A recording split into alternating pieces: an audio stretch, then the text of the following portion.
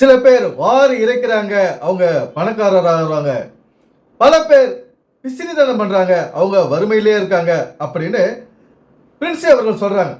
அதாவது இவங்க சொல்ல வர்றது எதுக்குன்னா, கஷ்டப்படுகிறவர்களுக்கு, நம் உடன் பிறந்தவர்களுக்கு நாம உதவி செய்யணும். அந்த நேரத்தில் நம்ம காசை இறுக்கி பிடிச்சு கஞ்சித்தனம் பண்ணக்கூடாது, உதவி செய்யணும் மற்றவங்களுக்கு.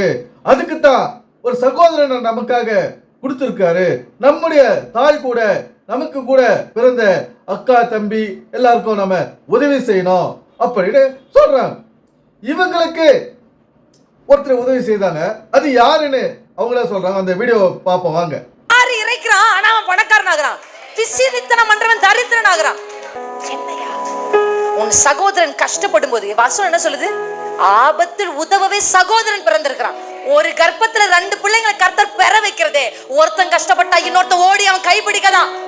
அப்ப கர்ப்பத்துல ஒரு உன் கணவரோட ஒருத்தர் பிறக்க வச்சார்னா, அவன் கஷ்டப்படும் போது உன் கணவர் ஓடி போய் உதவி செய்தான் பிறக்கவே வச்சார்.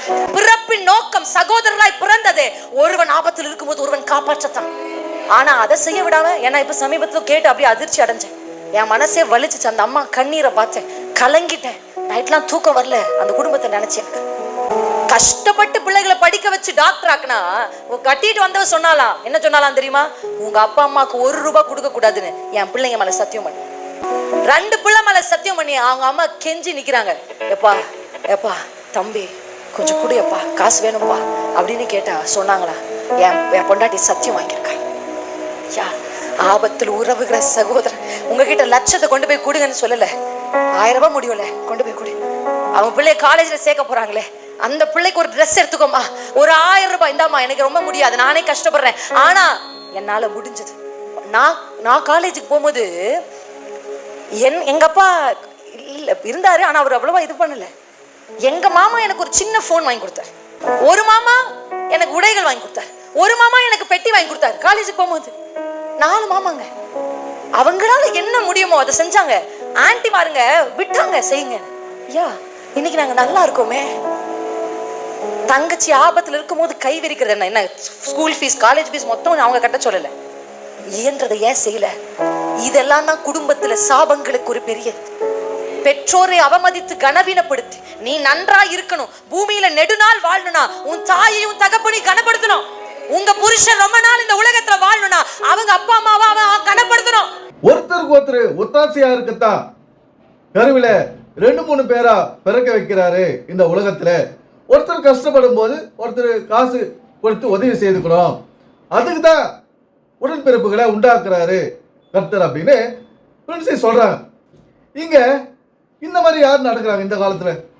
அதாவது அண்ணன் தம்பிகளுக்கு யாரும் உதவுறது கிடையாது, தனக்குண்டான சொத்து சுகங்களை அதிகரிச்சுக்கிட்டு போறது, உடன் பிறந்தவங்களை திரும்பி கூட பார்க்கறது கிடையாது, விசாரிப்பு கிடையாது.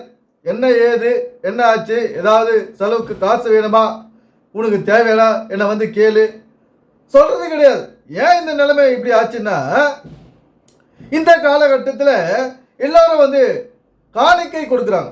தசம பாகம் பைபிளை சொல்லிது, நாங்கள் அதுக்கு தாங்க கொடுப்போம், நாங்கள் உடன் பிறந்தவங்களுக்கெல்லாம் கொடுக்க மாட்டாங்க, இல்லாதவங்களுக்கு தாங்க நாங்கள் கொடுப்போம், உடன் பிறந்தவர்களுக்கு நாங்கள் கொடுக்க மாட்டோங்க, எங்கேயோ இருக்கிறவனுக்கு உதவி செய்வோம், ஆனால் பக்கத்தில் இருக்கிற என்னுடைய அண்ணன் தம்பிக்கு, என்னுடைய ரத்த உறவுகளுக்கு நாங்கள் உதவி செய்ய மாட்டோம் அப்படின்னு சில பேர் இந்த இருக்காங்க, இந்த மனநிலையில இருக்காங்க.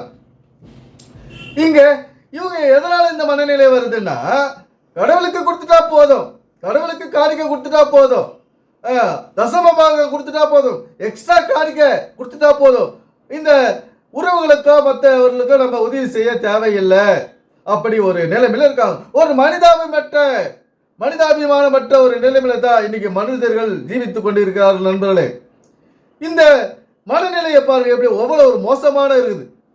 இப்போ பிரின்சி என்ன செய்யறாங்க, எனக்கும் வந்து பல பேர் உதவி செய்தாங்க, இல்லைன்னா நானும் முன்னேறி இருக்க முடியாது. யார் வந்து உதவி செய்தாங்க? இந்த பிரின்சி படிச்சுட்டு காலேஜுக்கு போறாங்க.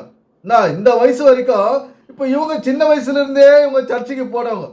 பாஸ்டர் வந்து இவங்களை பார்த்து நல்ல தினமா பேசி இவங்க கிட்ட 10 பைசாவது இவங்க கஷ்டத்தில் இருந்தாலும் 10 காசு 20 காசாவது அவங்க காணிக்கை வாங்கி அனுபவித்த பாஸ்டரு பிரின்சிக்கு ஒரு உதவி வரும்போது உதவி செய்யவில்லை.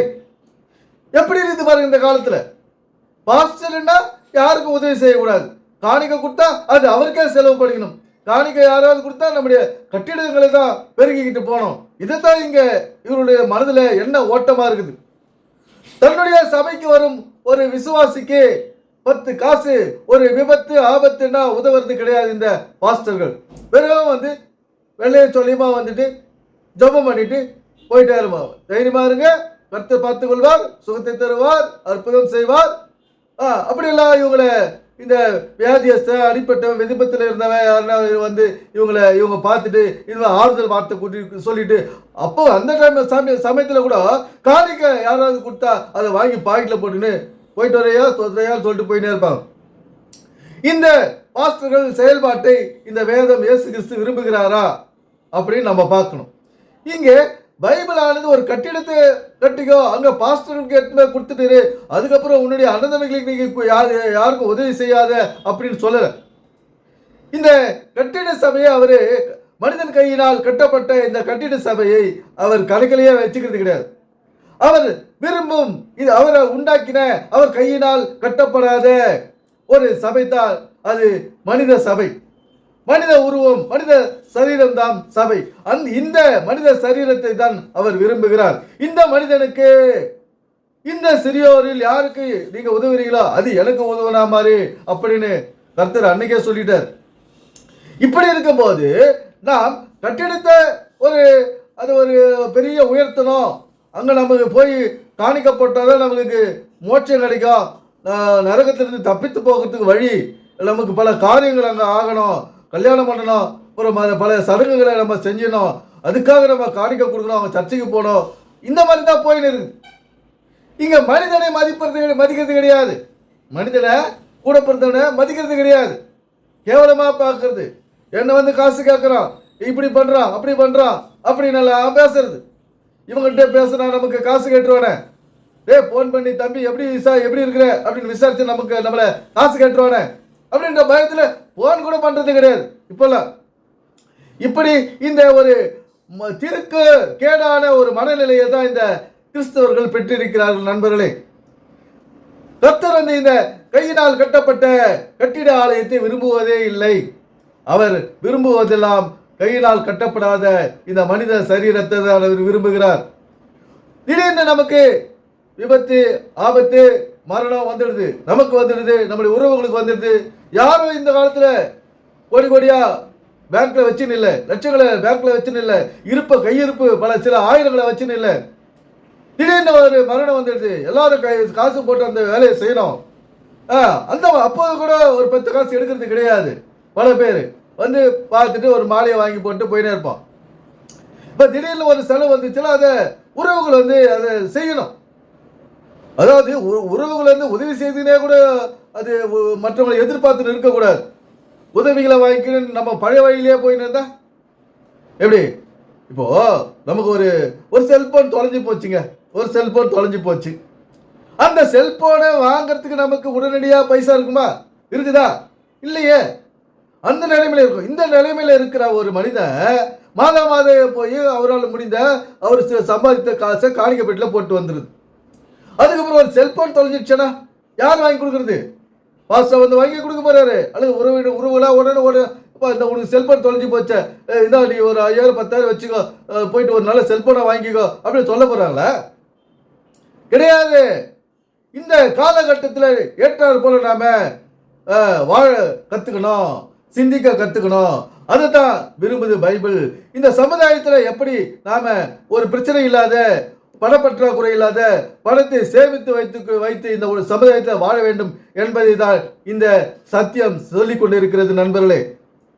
ஆனால் நாம் முன்னோர்கள் சொன்னாங்க, எங்க அப்பா சர்ச்சுக்கு போனாரு, எங்க அம்மா சர்ச்சுக்கு போனாங்க அப்படின்னு ஒரு குருட்டாம்போக்குன்றாங்க. அதாவது குருட்டாம்போக்கு, ஒரு குருட்டாட்டத்தில் தான் நீங்க வாழ்ந்துங்கிறோம். ஒரு மாய்மாலமான வாழ்க்கை, நம்மை நாமே ஏமாற்றி கொண்டிருக்கிற ஒரு மாய்மாலமான வாழ்க்கையை தான் இன்னைக்கு வாழ்ந்துக்கிறோம். மற்றவங்க நம்ம ஏமாத்துறாங்க, நம்மளே ஏமாத்திக்கிறோம். இப்படி ஒரு மாய்மாலமான வாழ்க்கை.